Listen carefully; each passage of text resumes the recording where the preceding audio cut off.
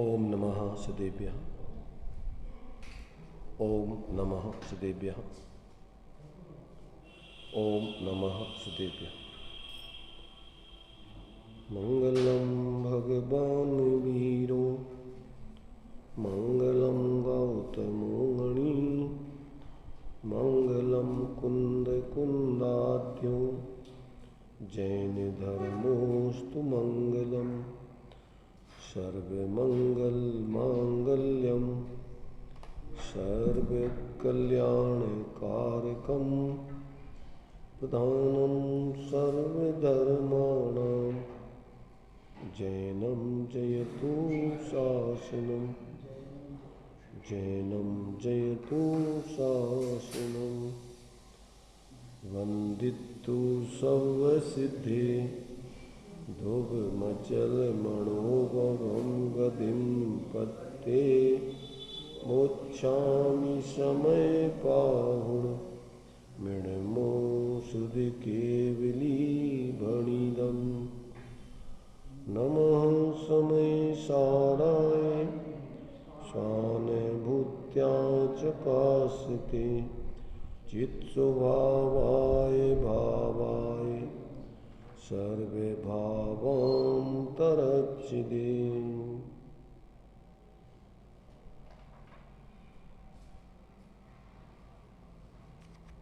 चर्चा अपनी समय सार जी ग्रंथ के माध्यम से निर्जराधिकार की चल रही है। इसमें ज्ञानियों के किस प्रकार से निर्जरा होती है उसके लिए अनेक उदाहरण आदि देकर के अनेक न्याय युक्ति से उस बात को सिद्ध करते हुए और भेद विज्ञान पूर्वक ज्ञानियों के जो स्वरूपाश्रित जीवन होता है उसका खुलासा करते हुए अज्ञानी जीवों के किस प्रकार इससे विपरीत परिवर्तन होता है उस बात को यहाँ पर स्पष्ट किया जा रहा है ताकि हम अपने जीवन को देख सकें, मिला सकें कि हम कहाँ खड़े हुए हैं। क्योंकि अगर सुखी होना है वास्तव में तो जब तक जीव को भेद विज्ञान नहीं होगा, आत्मज्ञान नहीं होगा और स्वाश्रय रूप परिवर्तन करके पूर्ण स्वरूप स्थिरता नहीं करेगा तब तक उसके जीवन में वास्तविक सुख, शाश्वत सुख, आत्मिक सुख उपलब्ध नहीं होता है। बाहर में ही सुख के नाम पर अनेक प्रकार की मिथ्या कल्पनाएं करता हुआ पराश्रित जीवन जीता हुआ डाल डाल पात पात सुख को ढूंढता हुआ कभी सुख शांति की उसको गंध मिलती नहीं है, मिली नहीं है, मिल सकती नहीं। अब यहाँ अपन को ज्ञानियों के जीवन को समझते हुए और अज्ञानियों का जीवन तो चूँकि अपने अनुभव में अनादिकाल से आ ही रहा है उसे अपन को ज़्यादा समझाने की ज़रूरत नहीं है, परंतु फिर भी अभी समझ में नहीं आ रहा है कि हमारा ये जीवन अज्ञानतापूर्ण वाला है, अभी हमारा ज्ञानपूर्वक जीवन नहीं हो रहा है, ऐसा उसकी समझ में नहीं आया। इसलिए दोनों बातें स्पष्ट करना पड़ रही। तो अभी अपनी चर्चा चलेगी 220, 21, 22, 23 चार गाथाओं में आचार्य दृष्टांत सहित अब ज्ञानियों के और अज्ञानियों के जीवन को और स्पष्ट करके बता रहे हैं। तो देखिए पहले गाथाएं पढ़ते हैं फिर इसके बाद इनके माध्यम से अपन विचार करेंगे। भुंजन्तस्य विविहे सच्चित्ता चित्तमिस्सैदव्ये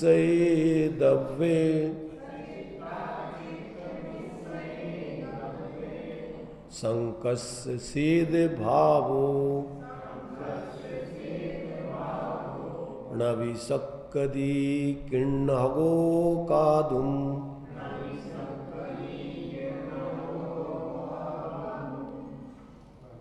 तस्रणाणस्य विविहे सचित्ता चित्त मिस्से दव्ये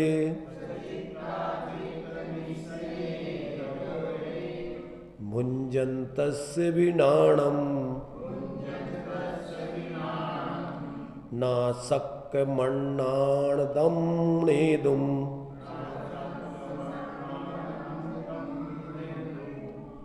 जय्या स एव शंखो सेद सहावं तयं पजहि दूण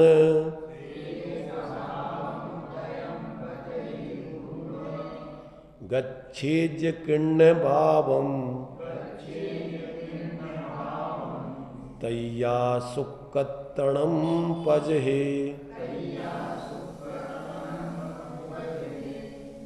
तहनाणी बिहु जय्या नाण सहावं तयं पजहि दूण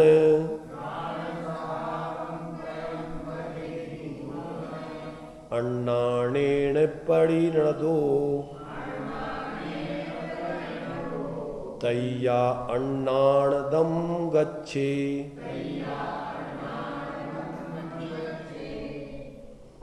ज्यों शंख विविध सचेत में अचेत वस्तु भोगते पर शंख के शुक्लत को नहीं कृष्ण कोई कर सके त्यों ज्ञानी भी मिश्रित सचेत अचेत वस्तु भोगते पर ज्ञान ज्ञानी का नहीं अज्ञान कोई कर सके जब ही स्वयं वो शंख तज का स्वीय स्वीत स्वभाव को पावे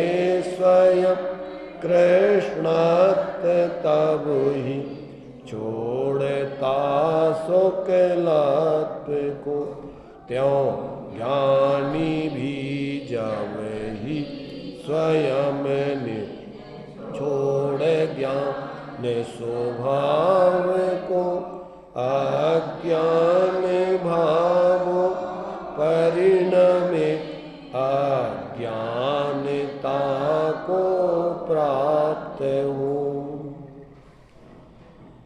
शंखस्य जैसे शंख विविधानी अनेक प्रकार के सचित्त अचित्त मिश्रतानी सचित्त अचित्त और मिश्र द्रव्याणि द्रव्यों को भुंजानस्य अपि भोगता है खाता है तो भी श्वेत भावा उसका श्वेत भाव कृष्ण कहा कर तुम न अपि शक्यते किसी के द्वारा काला नहीं किया जा सकता तथा ज्ञानिनापि ज्ञानी भी विविधानि अनेक प्रकार के सचित्ताचित्त मिश्रतानि सचित्त अचित्त और मिश्र द्रव्याणि द्रव्यों को भुंजानस्य अपि भोगते तथापि उसके ज्ञानम ज्ञान को अज्ञानताम नेतुम न शक्यम किसी के द्वारा अज्ञान रूप नहीं किया जा सकता। यदा जब सा एव शंखा वही शंख स्वयं तकम श्वेत स्वभावम उस श्वेत स्वभाव को प्रहाय छोड़कर कृष्ण भावम गच्छेत कृष्ण भाव को प्राप्त होता है अर्थात कृष्ण रूप स्वयं परिणमित होता है। तदा तब शुक्लत्वम प्रजह्यात् शुक्लत्व को छोड़ देता है अर्थात वह स्वयं अन्य अन्य काले रूप हो जाता है। तथा इसी प्रकार खलु वास्तव में ज्ञानी भी स्वयं जब तकम ज्ञान स्वभावम उस ज्ञान स्वभाव को प्रहाय छोड़कर अज्ञानेन अज्ञान रूप परिणतः परिणमित होता है, तदा तब अज्ञानता को गच्छेत प्राप्त हो जाता है, अज्ञान रूप परिणमन करने लगता है।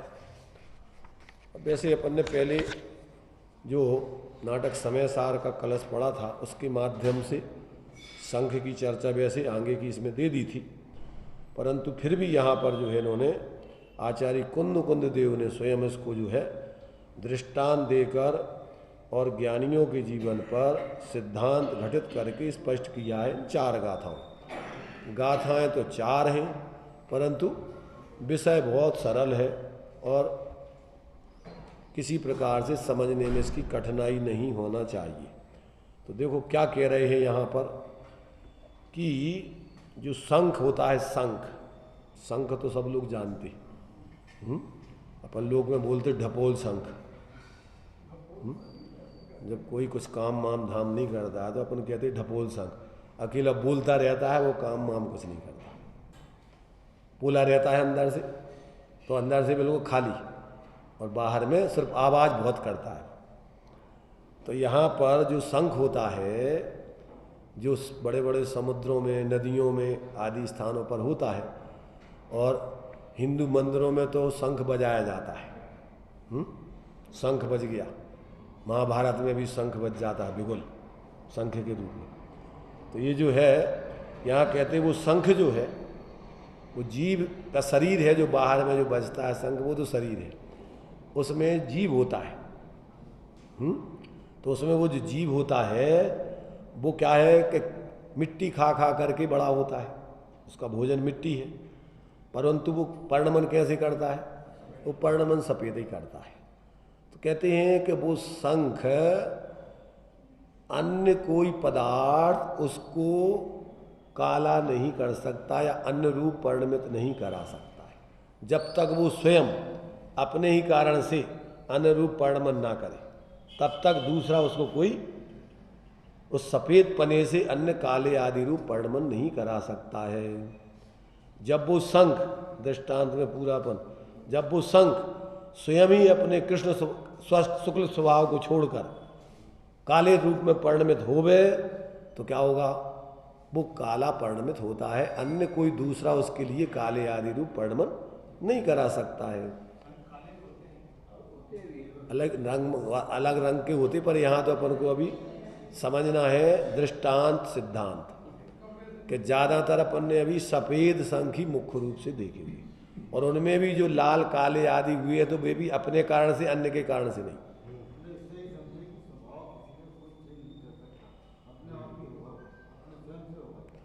तो वस्तु स्वतंत्रता से उसका परिणमन यहाँ सिद्ध किया जा रहा है।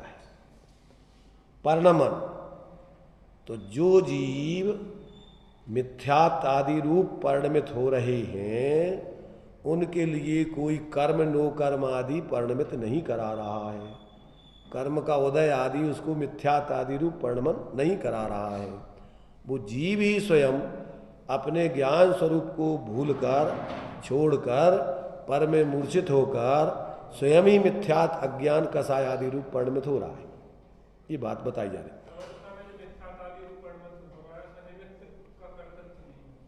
हाँ, कोई भी संयोग आदि का उसमें कर्तृत्व नहीं है, जीव अपनी ही पर्याय स्वभाव से वो मिथ्यात्व आदि रूप परिणमन कर रहा है, इसके लिए कोई दूसरा कर्ता नहीं है। ये बात अपन को यहाँ समझाई जा रही है। अब चूंकि यहाँ निर्जराधिकार चल रहा है, सीप अलग है, शंख अलग है, दो जीव अलग अलग प्रकार के हैं। अरे भाई, वे सब दो इंद्रिय जीव हैं, वे सब जो है शंख और सीप वे सब दो इंद्रिय जीव हैं। उनमें जो है अंदर जीव होता है वो बढ़ता रहता है। लट पिपील है, वो सिद्धांत अपन को समझना है कि वो जो है वे जो है उनके जो शरीर हैं वो सब अपन को दिया हुआ है ना विस्तार में, 6 डाला पढ़ते अपन, लट पिपील अली आदि शरीर। तो ये आगे जो है लट होती हैं, पिपील होती हैं, लट माने जो नाली में कीड़े मीड़े होते हैं, और पिपील माने चींटी चीटा आदि होते हैं, बिच्छू होते हैं, ये 3 इंद्री हैं। और मक्खी, भौरा, ततैया, बर्रैया आदि ये सब 4 इंद्री होते हैं। मकड़ी भी 4 इंद्री जीव होता है, उसकी भी आंखें होती, चमकती रहती। और बिच्छू 3 इंद्री जीव है, उसकी आंखें नहीं होती। तो ये जो है, जब उसको छुओ तब वो डंक मारता है, छुओ नहीं तो वो काटता बाटता नहीं। तो इस प्रकार से यहाँ पर अपन को समझना क्या है कि जो भी शंख का परिणमन हो रहा है, अर्थात उसका जो शरीर का परिणमन हो रहा है, उसमें जो जीव है वो तो अलग है, परंतु जो बाहर में उसका शरीर है, वो जो शंख जीव है वो कुछ भी खाता रहे, परंतु उसके शरीर का परिणमन सफ़ेद ही होता है, अन्य रूप नहीं होता है। तो यहाँ अपन को अभी 2 द्रव्यों की पृथकता बताना है, समझ रहे ना। उस शंख को अपन अभेद दृष्टि से एक ही जीव ले लो पूरा, वो अंदर बाहर से उसको जीव अलग, वो शरीर अलग नहीं देखना। क्या देखना? वो अभेद दृष्टि से एक ही है। और वो जब क्या करता है, वो बाहर में प्रवृत्ति खाने पीने की कुछ भी करता रहे, परंतु उसका परिणमन सफ़ेद माने सिद्धांत में समझना है, ज्ञानी का परिणमन ज्ञान रूपी होता है, मिथ्यात्व रूप नहीं होता है। वो चाहे क्या कर रहा हो, चाहे अवृत दशा में हो, चाहे देशवृत्त की दशा में हो, चाहे महावृत्त की दशा में, और चाहे सर्वज्ञ की दशा में हो, उसका परिणमन ज्ञान रूपी होता है, अज्ञान रूप नहीं होता। तो ये बात यहाँ बाहर के पदार्थ उसको कोई अज्ञान रूप परिणमन नहीं करा सकते। तो यहाँ जो कह रहे, ये तो दृष्टांत दिया है कि जब वो शंख अपने स्वयं के स्वभाव को छोड़कर स्वयं काले आदि रूप परिणमन करे, तो दूसरा उसके लिए कोई कराने वाला नहीं, वो स्वयं करे। निमित्त में कोई बना सकता है, परंतु परिणमन उसका स्वयं का होगा जब होगा, अन्यथा नहीं कर सकता कोई। ऐसे अपन दूसरा लेना है, अगर दृष्टांत गाय वगैरह है, भैंस वगैरह है, वे कुछ भी कोई भी चीज़ खावे और उनका दूध सब वाइट ही हो जाता है, चाहे वे खली काली खावे, चाहे वे चुनी पीली खावे, चाहे वे घास हरा खावे, चाहे जो भी उनको खाने को दिया जाए, पर उनका दूध कैसा हो जाता है? बस वाइट रूप ही परिणमन करता है। तो ऐसे यहाँ पर ज्ञानी ज्ञान भाव करे, अज्ञानी अज्ञान, और पर भाव पर करे, यह निश्चय से जान। पर के भाव अपन जो बोलते ना, जड़ चेतन की सब परिणति अपने अपने में होती है, ये तो सामान्य कथन है, समझ रहे हैं ना। अभी यहाँ सम्यक दृष्टि मिथ्या दृष्टि की बात नहीं है। अज्ञानी और ज्ञानी की परिणति चेतन की अपने रूप ही हो रही है, परंतु यहाँ तो अभी सम्यक दृष्टि मिथ्या दृष्टि का भेद विज्ञान बताना है। यहाँ तो पर्याय में जो सम्यक परिणमन होता है, जो मिथ्यात्व रूप परिणमन होता है, वो जीव का अपना स्वयं की पर्याय में स्वयं करता है। दूसरा परद्रव्य इसको कोई मिथ्यात् अज्ञान आदि या सम्यक आदि रूप परिणमन नहीं कराता। निमित्त में भले ही फिर अपन क्या बोलते हैं, निमित्त में अपन जब सम्यक दर्शन होता है तो सच्चे देव सास गुरु के उपदेश से, ज्ञानियों के उपदेश से, फिर मिथ्यात् कर्म के उपशम, छह उपशम से, ये सब निमित्त की अपेक्षा कथन जानना। ऐसा ही निमित्त नैमित्तिक परिणमन भी है अनादिकाल का, कि जब भी जीव सम्यक रूप परिणमन करेगा तो उसके परिणमन में सच्चे देव गुरु धर्म आदि ही, शास्त्र आदि ही निमित्त बनेंगे, पर परिणमन उसके स्वयं का स्वयं में होगा। देव शास्त्र गुरु उसको सम्यक ज्ञान आदि सम्यक आदि रूप परिणमन नहीं कराएंगे। और कर्मों के उपशम, छह उपशम भी होंगे, चाहे वो सम्यक चारित्र रूप परिणमन कर रहा हो, चाहे सम्यक श्रद्धान रूप परिणमन कर रहा हो, सम्यक रूप परिणमन कर रहा हो, उसमें मिथ्यात् आदि कर्मों का उपशम, छह उपशम होगा ही होगा। ऐसे ही निमित्त नैमित्तिक संबंध है। तो वो निमित्तों का ज्ञान कराना अलग और वस्तु स्वतंत्रता को समझना अलग। तो जब भी जीव सम्यक्त को प्राप्त करता है तो अपने ज्ञान में भेद विज्ञान करके अपने ही वह ज्ञान स्वरूप आत्मा का अवलंबन करके अनुभूति प्रतीति करता हुआ स्थिरता करते हुए परिणमन करता है। उसके लिए कोई कर्म नहीं कराता, देव गुरु शास्त्र आदि नहीं कराते। कौन कराता है? वो स्वयं ही अपने ज्ञान श्रद्धान में आचरण में अपने स्वाश्रय को ग्रहण करके परिणमन करता है। तो व्यवहार में अपन क्या करते हैं? वो निमित्त का ज्ञान है। निमित्त की परिभाषा जब उपादान अपनी योग्यता से स्वयं परिणमित करे तो जो भी वहाँ पर सद्भाव अभाव रूप निमित्त उस पर माने जो निमित्त संयोग होते हैं उन पर कार्यपने का आरोप आता है। क्या कार्य में सब अनुकूल ही होते हैं, प्रतिकूल कुछ नहीं होता है।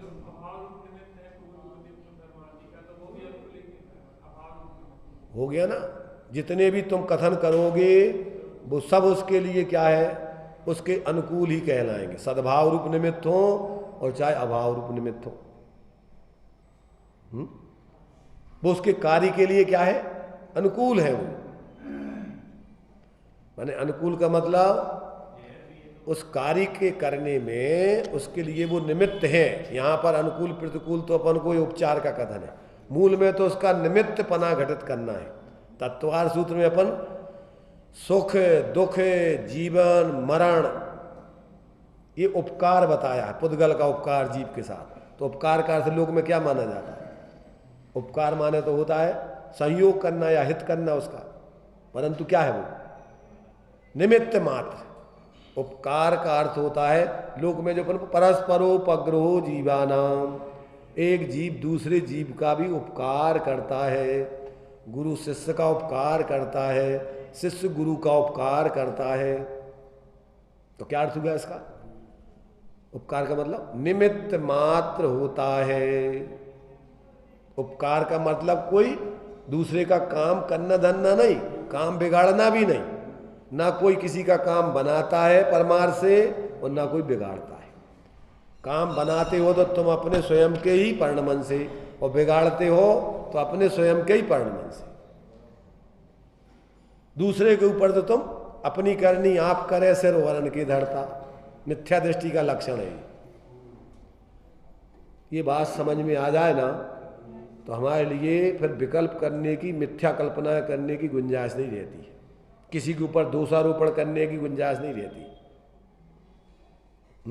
रहती क्या? और व्यवहार में बराबर संतुलन रहता है ज्ञानियों के। जो भी कथन आदि करेगा वो व्यवहार का बराबर व्यवहार रूप करेगा। जी हमारे पिताजी हैं, माताजी हैं, भैया गुरुजी हैं, इनने हमारे ऊपर बहुत उपकार किया, इनके माध्यम से हम कल्याण के मार्ग में लगे। ऐसा नहीं है वो छंकल था व्यवहार में, वो यद बताता हुआ कुछ ही बोलेगा। पर जानेगा क्या कि ये तो निमित्त जब भी बनते हैं तो वो क्या है? उसके जो भी निमित्त बनने लायक अनुकूल होते हैं। अनुकूल मतलब जब भी जीव को सम्यक्त आदि में निमित्त बनेंगे तो सच्चे देव सास गुरु आदि बनेंगे। ये है जैसे लोक में अपन के कपड़े सीने में दर्जी निमित्त बनेगा, कुम्हार नहीं। घड़े बनाने में कुम्हारी निमित्त कहलाएगा, दर्जी नहीं, सुनार नहीं। तो पर कार्य क्या का समझना उसमें कि कार्य होता है तो प्रत्येक वस्तु में अपनी उपादानगत योग्यता से, पर्यायगत योग्यता से। इसलिए अपन को जो कोई कार्य होने में जो 5 समवाय बतलाए हैं, उन 5 समवायों में सारी चीजें उसमें आ जाती। निमित्त, उपादान, भाग्य, पुरुषार्थ और काललब्धि। निमित्त माने जिसके सद्भाव और अभाव में कार्य होता है, जिन संयोगों के सद्भाव और अभाव में कार्य होता है वे निमित्त कहलाते हैं। जिसमें कार्य होता है वो उपादान कहलाता है। जिस पूर्व पर्याय के अभाव पूर्वक कार्य होता है वो पुरुषार्थ कहलाता है। और जो कार्य होता है वो भाग्य कहलाता है। और जिस समय होता है वो काल लब्धि कहलाती है। अब यदि इसको 2 में बांटना है तो 2 में बट जाएंगे ये 5, 3 उपादान में चले जाएंगे और 2 निमित्त में चले जाएंगे। क्या कहा? 3 उपादान में चले जाएंगे, त्रैकालिक उपादान और क्षणिक उपादान। जिसमें कार्य होता है वो त्रैकालिक उपादान, जिस प्रयत्न पूर्वक होता है वो क्षणिक उपादान, और जो कार्य पर्याय में होता है वो भी क्षणिक उपादान। समझ में आ गया कि नहीं? सब जो कुछ भी हो रहा है वो सब निरंतर इसी प्रकार चल रहा है। और फिर उसमें क्रमबद्ध पर्याय को लेना है तो जिस समय जो कार्य होना है, जिस निमित्त पूर्वक होना है, वो कार्य उस समय उसी निमित्त पूर्वक होता है। उसे हटाने जुटाने में मिटाने में कोई समर्थ नहीं, उसे बदलने में कोई समर्थ नहीं। इंद्र अथवा जिनेंद्र काय में आएगी? क्षणिक माने सब लगाओ, पर्याय का परिणमन क्षणिक उपादान कहलाता है। अब कौन सी लगाना है, लगाते रहो तुम। इसलिए एक ही समय में वस्तु में 3 चीजें होती हैं, उत्पाद, व्यय, द्रव युक्तम, सत सत द्रव्य लक्षणम। पूर्व पर्याय का व्यय, उत्तर पर्याय का उत्पाद और वस्तु जो होगी तो त्रैकालिक उपादान, क्षणिक उपादान। अगर ये नहीं हो, पूर्व पर्याय का अभाव नहीं होगा तो उत्तर पर्याय कैसे पैदा होगी? उसके अभाव पूर्वक ही आगे की पर्याय होगी। तो एक ही समय में 3 कार्य चल रहे हैं। कौन से? पूर्व पर्याय का व्यय होगा, उत्तर पर्याय का उत्पाद होगा और द्रव्य वस्तु जो होगी तो रहेगी। तो ये अनादि अनंत व्यवस्था है, इसको कोई भी मिटाने में समर्थ नहीं है। होता स्वयं जगत परिणाम, कोई किसी का नहीं करता काम। दूर हटा मिथ्या परिणाम, सहजानंद रहो अभिराम। जहां अपन को ऐसा सहज ज्ञातृत्वपना का जीवन प्रकट हो जाता है, अकर्ता पर का और सहज अपना स्वाभाविक सहज परिणमन, अपना कर्ता सहज, कोई कसाय पूर्वक नहीं। अब प्रत्येक वस्तु अपना अपना कार्य सहज कर रही है, उसके लिए करने के लिए अलग से तुम्हें कोई विकल्प नहीं करना है।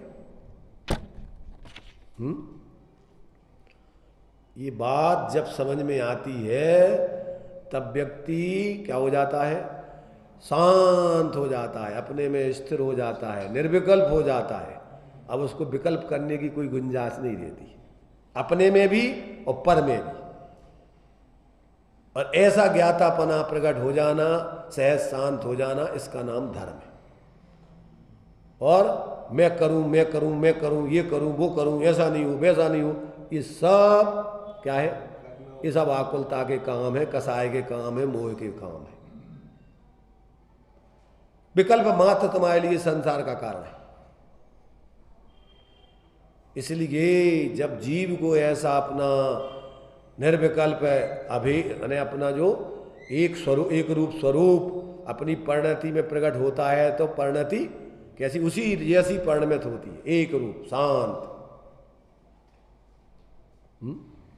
जब तक अपने उस ध्रुव एक रूप स्वभाव का, द्रव्य स्वभाव का परिणति अवलंबन नहीं करती, तब तक विकल्प विकल्प विकल्प विकल्प विकल्प। इसलिए पक्षातिक्रांत होकर के निश्चय का भी विकल्प आत्मा के स्वरूप को अनुभव करने में बाधक है। निर्णय करने के लिए जे जहां साधक है ते ही तहां बाधक है। और बाकी राग द्वेष के, पर के राग द्वेष की कथा की कौन, और बाहर के विकल्पों की बात तो छोड़ो।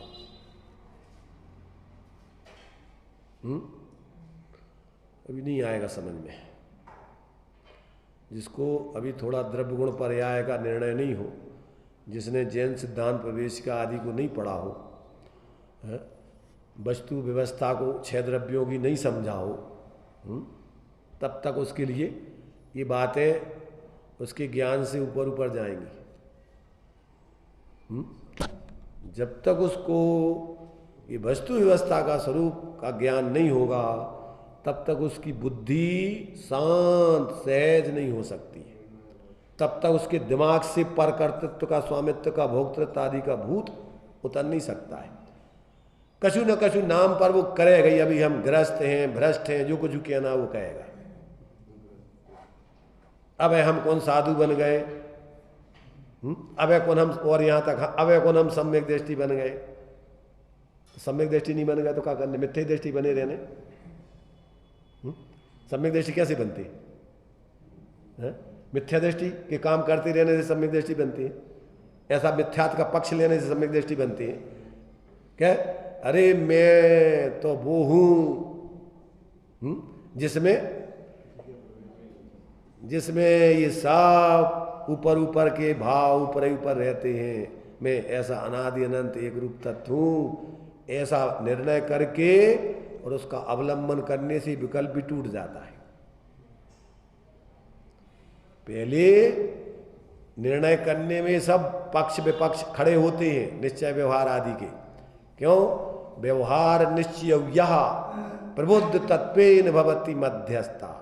निश्चय और व्यवहार से समझकर वस्तु स्वरूप जो मध्यस्थ हो जाता है, न निश्चय का पक्ष लेता है न व्यवहार का, वस्तु को ग्रहण करके पक्षातिक्रांत हो जाता है। तो वो क्या होता है? प्राप्नोति देशनाया सैव फलम अविकलम शिष्या। वो शिष्य भगवान जिनेन्द्र की देशना का संपूर्ण फल निःशुद्धात्म तत्व की उपलब्धि को प्राप्त कर लेता है। क्या है जिनेन्द्र भगवान की देशना? क्या कराना है जिनेन्द्र भगवान को? एक अखंड अपने शुद्ध आत्मा को ग्रहण करा देना ही संपूर्ण देशना का फल है।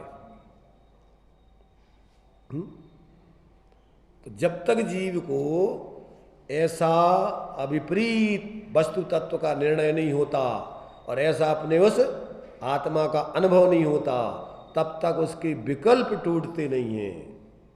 कौन तोड़े भाई? कौन उसको निर्विकल्प करे? पक्षातिक्रांत कौन करे?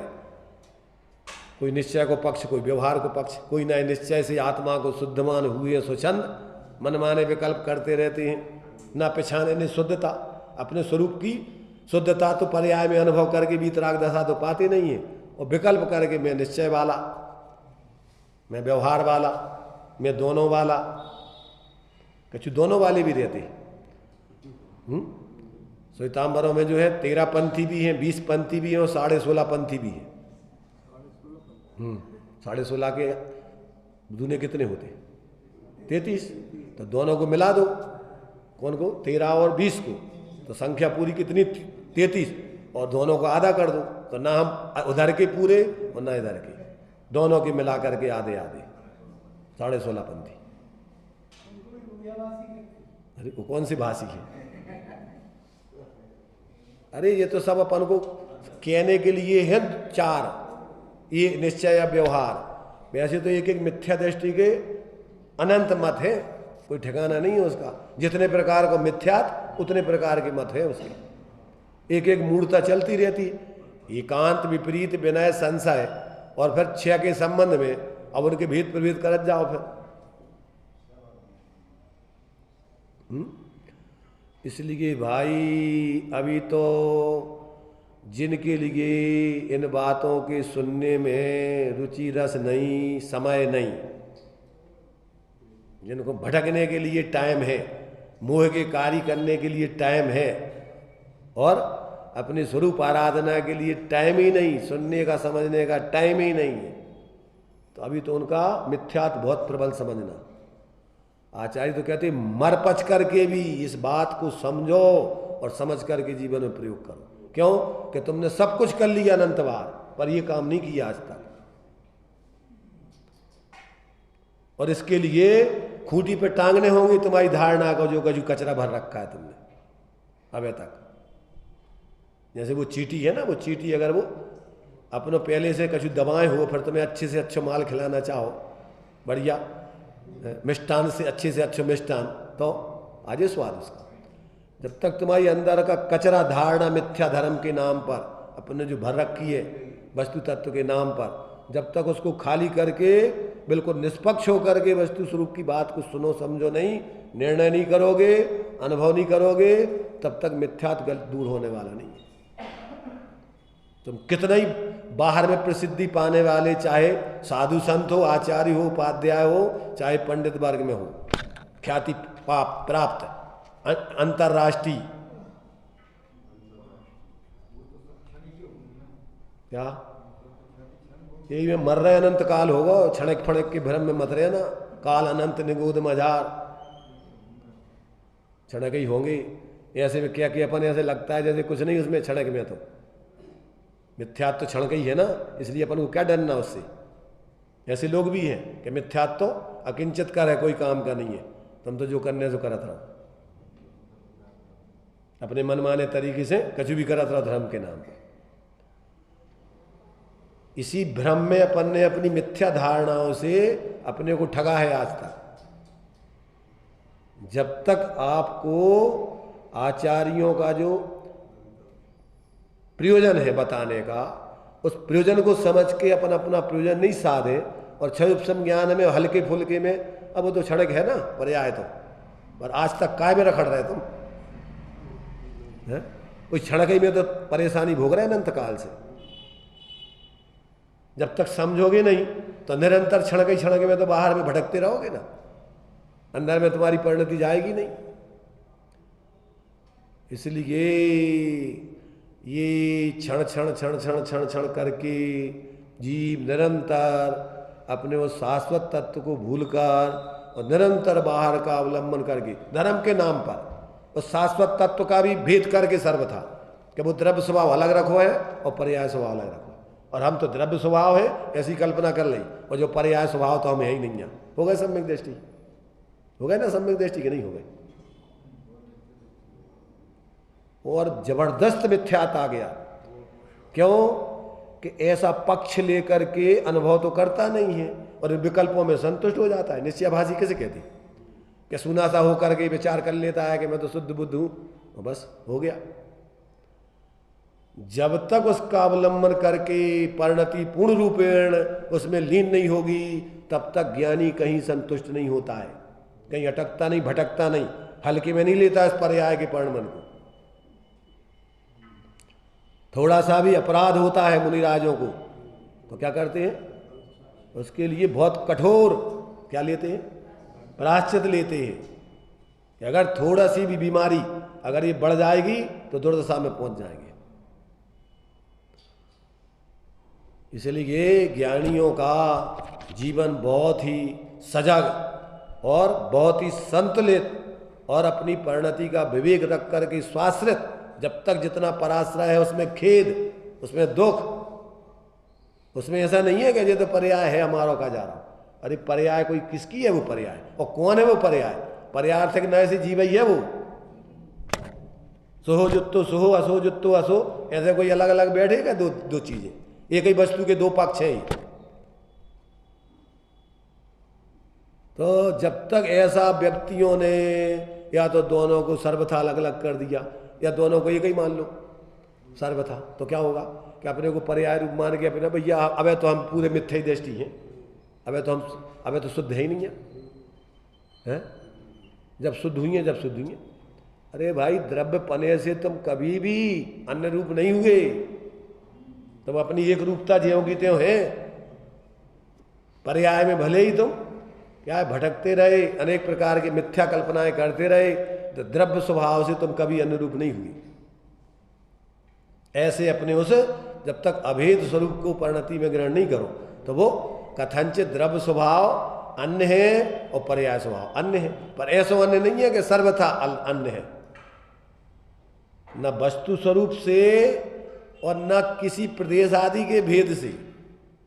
समझ रहे ना? समझने के लिए अपन भले ही ज्ञान में भेद करके समझो, पर वस्तु में कोई भेद नहीं होता है कभी, वस्तु अखंड ही रहती है। समझ रहे ना?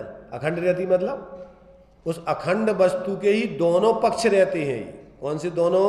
सामान्य स्वभाव और विशेष स्वभाव सदा काल, और विशेष स्वभाव भी सदा और सामान्य स्वभाव भी सदा। ऐसा नहीं है कि विशेष स्वभाव कभी होता है, विशेष स्वभाव भी त्रैकालिक है और सामान्य स्वभाव भी त्रैकालिक है। समझ रहे ना? नित्यानित्य त्रैकालिक स्वभाव है, ये वस्तु के त्रैकालिक धर्म है। उत्पाद में ध्रुव ये तीन शक्तियां वस्तु की त्रैकालिक है। कौन सी? उत्पाद नाम की शक्ति, व्यय नाम की शक्ति, ध्रुव नाम की शक्ति। ये तीनों शक्तियां 47 शक्तियों में त्रैकालिक है। समय इसी समय सारे पीछे पड़ो। ध्रुव सामान्य, अब वो अनित्य की अपेक्षा उसको अपन ध्रुव कहते हैं, पर्याय की अपेक्षा उसको अपन अध्रुव कहते हैं, और विशेष की अपेक्षा उसको सामान्य स्वभाव कहते हैं, और विशेष की अपेक्षा उसे विशेष स्वभाव कहते हैं। एक ही वस्तु में सामान्य स्वभाव माने क्या? सामान्य माने अभेद, उसके खंड नहीं होना। न द्रव्येण खंड्यामी, न क्षेत्रेण खंड्यामी, न भावेन खंड्यामी। वस्तु सामान्य रूप रहती है। तो ये दूसरे धर्मों की अपेक्षा उस धर्म का नाम दूसरा पड़ता है। वो उसमें प्रतिपक्षी धर्म है, वस्तु में परस्पर अनंत धर्म प्रतिपक्षी है। सामान्य विशेष, एक अनेक, नित्य अनित्य, भेद अभेद, ये क्या है? ये सब परस्पर समान, यानी इसके परस्पर विरोधी धर्म है, और इसी का नाम अनेकांत है। वो कभी भी माने इस प्रकार के परस्पर विरोधी धर्मों से रहित नहीं होती वस्तु। तो समझने के लिए ये अपन को सारे पक्ष हैं, पर अनुभव करने के लिए अपन एक पने को, द्रव्य पने को, अभेद पने को मुख्य करके और विशेष में उसका अवलंबन करेंगे। तो विशेष में जो विपरीतता चल रही है, पराश्रित पने से आकुलता चल रही है, उसका भाव होकर समीचीनता, निराकुलता प्रकट हो जाती है।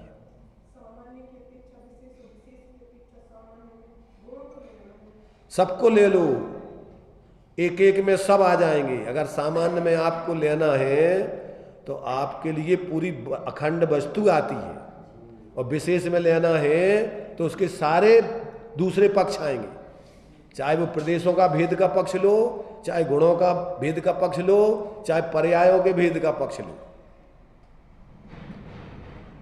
अन्वय रूप से द्रव्य पर्यायों में भी एक ही रूप रहता है, सामान्य रूप रहता है, उनमें भी कोई अनन्य नहीं हो जाता है। और गुणों में भी, विशेषणों में वस्तु अभेद द्रव्य पने रूप रहती है, वो एक एक गुण रूप अलग अलग नहीं हो जाती। अब ये बात अलग है कि जो गुण विशेष हैं वो नित्य हैं, और जो पर्याय विशेष हैं वो अनित्य हैं। पर्याय व्यतिरेकी है और गुण अन्वयी हैं, ये बात अलग है। परंतु प्रदेश है जैसे, तो प्रदेश सामान्य से अखंड है वस्तु, और जब अपन व्यवहार से तो असंख्यात प्रदेशी कह देते, अनंत प्रदेशी कह देते, एक प्रदेशी कह देते। तो ये क्या है? ये अपन को उसमें भेद करके समझने के लिए उसमें भेद किए।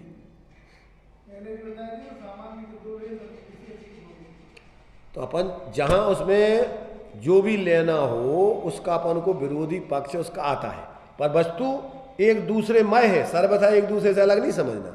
द्रव्य बिन पर्याय ना, पर्याय बिन न द्रव्य हो, और दोनों अनन्य रहे। कैसे है वो दोनों?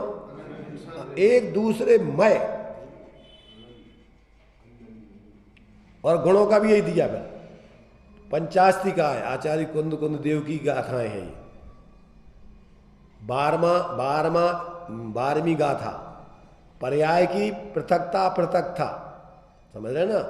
द्रव्य बिन पर्याय न, पर्याय बिन न द्रव्य, दोनों अनन्य रहे सदा, यह बात जिनवर ने कही। कुंद आचार्य कह रहे कि भैया तो हमारी नहीं मानोगे, क्योंकि इसमें ही पक्ष कर देते। क्या कौन हो तुम? कुंद आमनाय के हो, पुष्पदंत के आमनाय के। वे आगम वाले हैं, वे अध्यात्म वाले हैं। तो कौन सी आचार्य के अनुयायी हो तुम? बताओ कि भैया हम तो स्वरूप के अनुयायी हैं। सभी आचार्यों ने स्वरूप का अनुसरण अनुभवन करके अनुसरण करने को कहा है, किसी पर का नहीं। वो चारों अनुयोग तुम्हारे लिए वीतराग विज्ञानता की सिद्धि करने के लिए लिखे हैं, चाहे वो आगम की तरफ से पढ़ो और चाहे अध्यात्म की। इसलिए टोडामल जी ने लिखा आगम और अध्यात्म का सुमेल बनना चाहिए, बेमेल नहीं होना चाहिए कि जी आगम के धर्मात्मा अलग और अध्यात्म वाले अलग, आगम के मुनि अलग और अध्यात्म वाले मुनि अलग। आगम वाले, मोक्ष जाने वाले अरहंत सिद्ध अलग और अध्यात्म वाले अलग।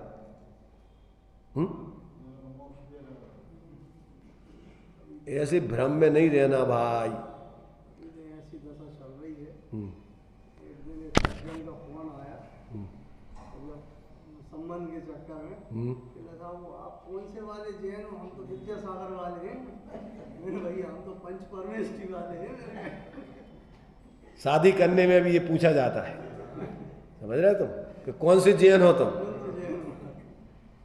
भंगी बसोरों में नहीं पूछा जाएगा कौन से जैन में होते, तो बिना जाति के पूछे करते हो जाएगी शादी। स्थिति क्या, मतलब सामाजिक स्थिति जो बन रही है, जैनों में ज्यादा खतरा है। कौन से जैन हो तुम? पहले तो 13 पंथी 20 पंथी श्वेतांबर देखा, पहले तो श्वेतांबर हो गए दिगंबर। पर अब श्वेतांबरों में भी बहुत है, उनमें पक्ष पचड़े, और दिगंबरों में फिर अब तुम 20 पंथी के 13 पंथी, और 13 पंथियों में फिर निश्चय वाले के व्यवहार वाले, और फिर 13 पंथियों में, इसमें भी 13 पंथियों में भी फिर तुम विराग सागर वाले के विद्यासागर वाले, और विराग सागर में अभी फिर तुम विशुद्ध सागर वाले क्या, और दूसरे जितने महाराज उनके सबके अपने अपने अनुयायी हैं। विकट स्थिति, आपके आलू प्याज तो आते नहीं होंगे। आलू प्याज तो मुमुक्षुओं के आते नहीं है, और हमारी लड़की तो आलू प्याज बनाए बिना रहेगी नहीं। हॉस्टल में पड़ी है, मेरा चलती है तो एक तरफ तो कह रहा विद्यासागर वाले और एक तरफ कह रहा बिना चलती। बहुत क्या है, अभी लोग जो इतने भ्रमित हो गए हैं, इस धर्म संप्रदायों ने सामान्य मानवता से भी लोगों को गिरा दिया।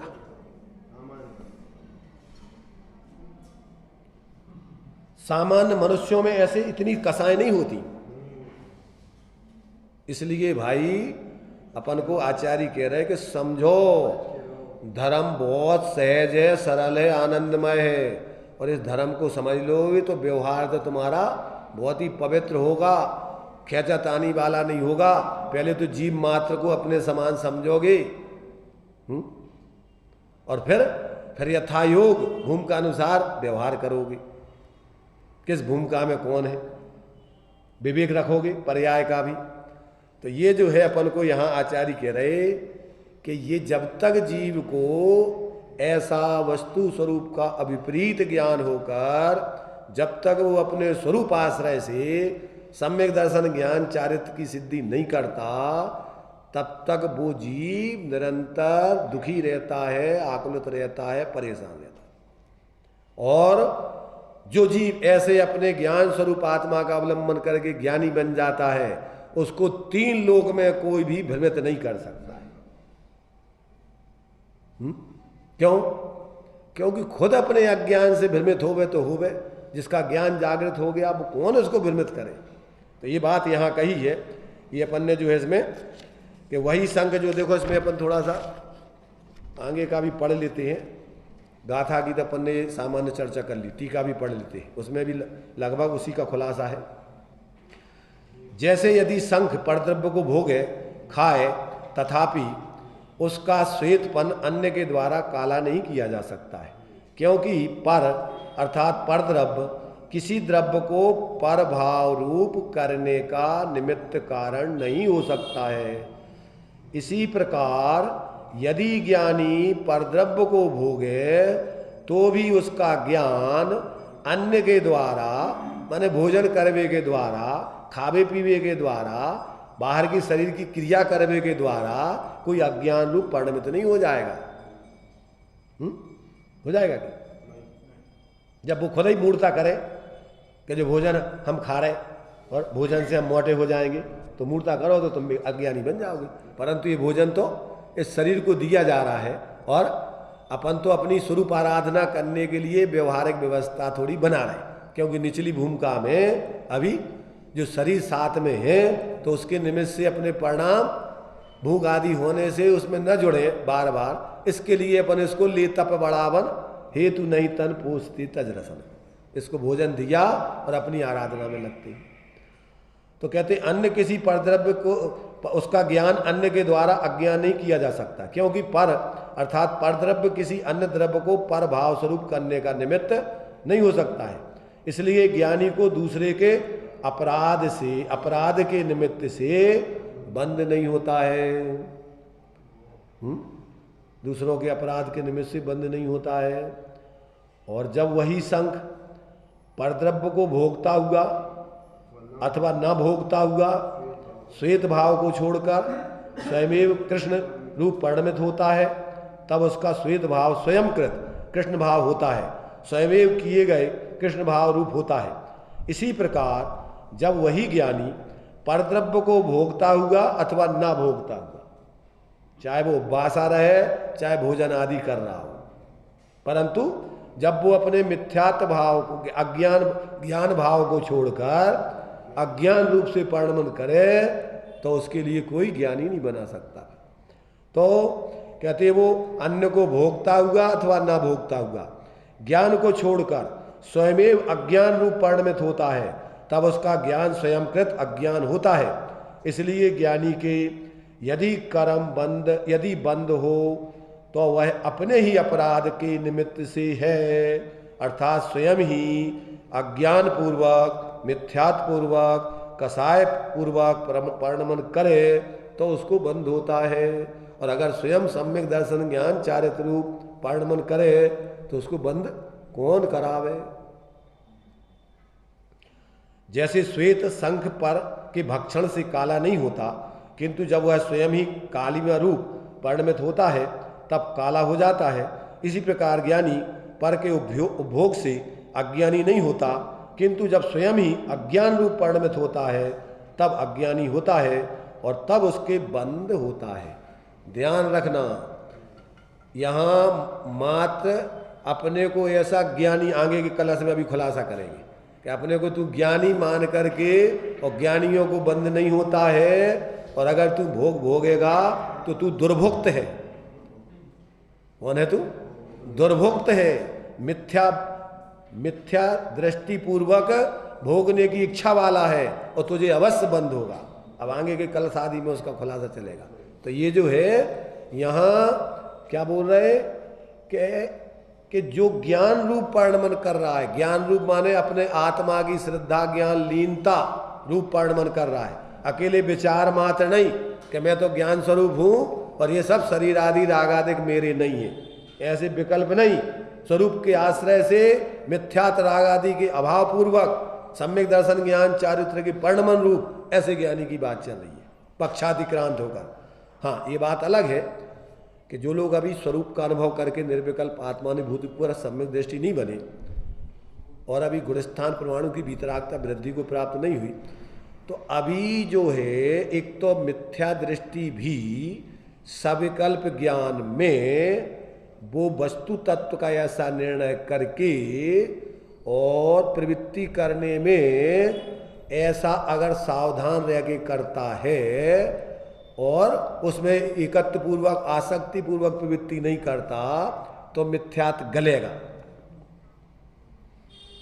मिथ्यात गलाने के लिए टोडामल जी कहते कि उपवास करो, व्रत करो, तप करो, स्वाध्याय करो, सब कुछ करो, तीर्थ यात्रा करो, पर तत्व निर्णय नहीं करोगे तो मिथ्यात गलेगा नहीं, सम्यक्त नहीं होगा।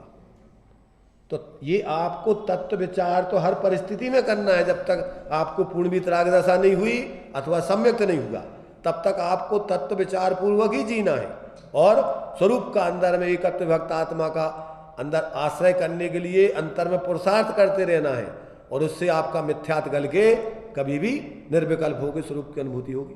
और जो अभी वितराग दशा में नहीं है पूरे, तो निर्विकल्प होकर निर्विकल्प दशा सदा रहती नहीं। छद्मस्त जीवों के विकल्प में आएंगे तो वे तत्व विचार पूर्वक यथायोग अपनी वितराग परिणति के साथ में, और ये बराबर तत्व विचार तो उनका निरंतर चलता ही रहता है।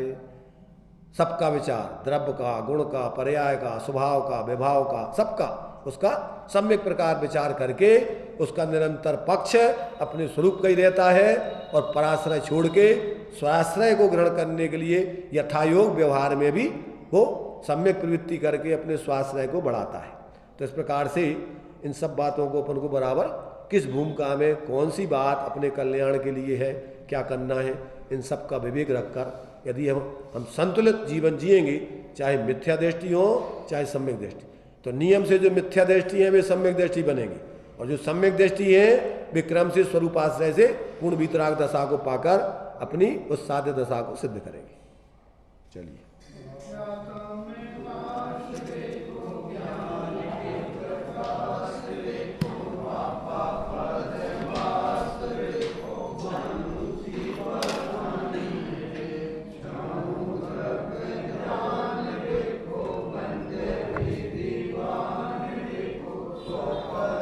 Thank you.